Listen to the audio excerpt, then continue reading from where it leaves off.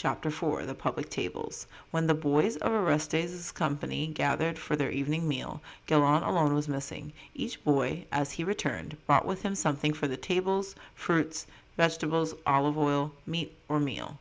The grapes which Chardas and Brasidas brought were placed upon the tables, that of the old men being supplied first, for age was respected in Sparta. No one commented upon the scratched faces and hands of the two boys, nor upon the marks of blood upon his feet and the slight limp of Chardas. But the older men looked at the boys with approval, although they were careful that they should receive no word of spoken praise. Only Orestes, as he met Chardas, threw his arm across his shoulders in a way that meant much to the younger boy. But even he said nothing. The Spartans were men of deeds, not words. The boys' tables were separate from those of the men, but the smallest boys sat on stools beside their fathers and were handed their portions of food. After the meal the men began talking of the assembly which had been held that day, and the boys listened. They spoke of the ambassador, of the singer. They gave their opinions freely, and they asked many questions of each other and of the boys. Then one of the men touched the strings of his cithara and began to sing. Others took up the song, and soon a great chorus of men's voices arose and filled the large room. Chardas felt a thrill, as he always did, as the sound of music. He remembered when he had seen a company of Spartan soldiers march away to battle singing the same song, and he knew that the greatest singers of Sparta had been her bravest men.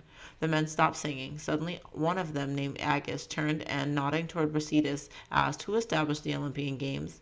"Heracles," replied Brasidas promptly. "What is the sacred truce?" Agis continued, nodding at Theognis.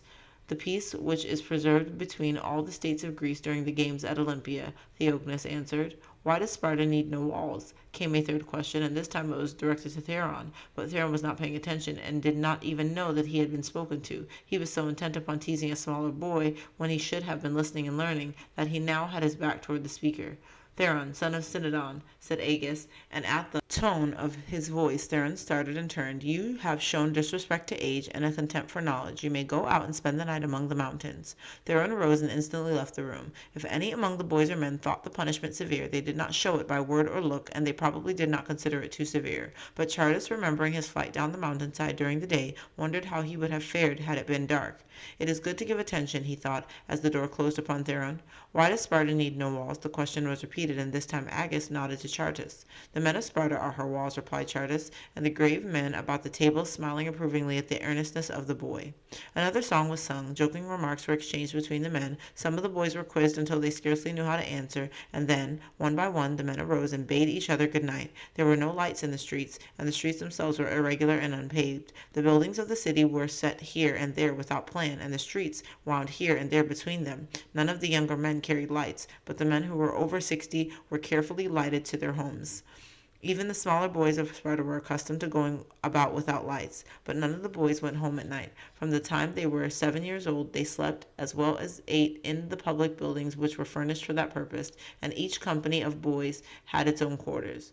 "Gellon had not yet returned," said Theognis, as the boys of Orestes' company gathered in their quarters.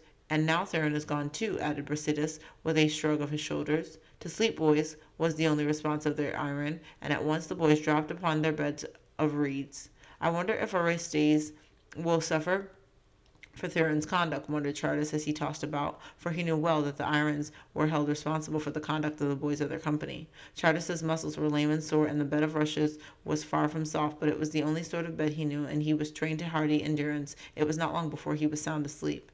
In the meantime Theron had been following the path to the mountain, over which Chardas and Brasidas had traveled during the day. He might easily have hidden in the dark and irregular streets of the city until morning, but he had been told to go to the mountains. He might, through his love of mischief, be inattentive, but that would scorn to disobey. Besides, there were real dangers in the mountains at night, and to stay in the city would be cowardly as well as disobedient, and what Spartan boy could bear the brand of cowardice?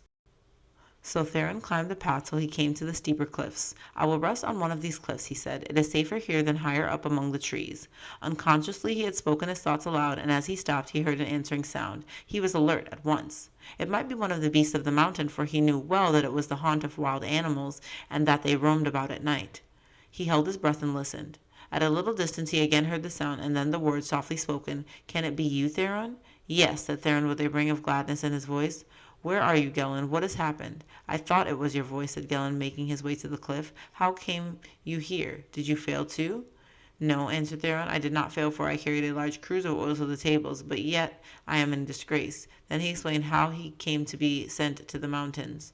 And what of you? He asked in conclusion. Oh, I am due to have a flogging, said Gellin reluctantly. Not that I mind that, but I stole a piece of meat and was making off with it when I caught my foot in a vine and stumbled. I fell headlong and scared a flock of sheep who ran bleating in all directions. That called out their owner, and he saw me. I got away without being caught, but the piece of meat flew from my arms when I fell and dropped to a great distance below me, for I was on a steep hillside. The man was upon me too soon for me to get it again, and I would not go back to barracks empty-handed. So you have stayed here in the mountain, exclaimed Theron. I am glad that I came this way. As soon as it's light we will forage again, and perhaps we can both find food for the tables. That is good for you, said Gillon. He had been without food since morning, but he added, I shall not go back till I succeed.